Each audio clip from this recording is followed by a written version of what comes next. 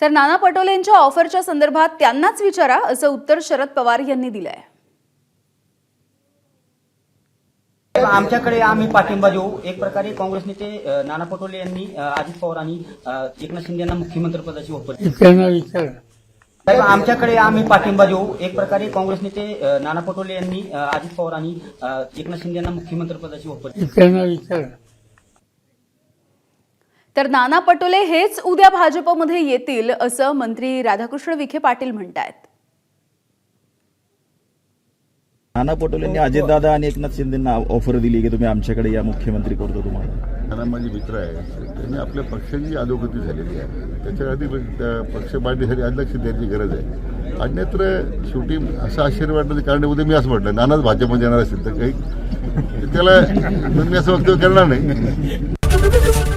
ABP माझा, उघडा डोळे बघा नीट।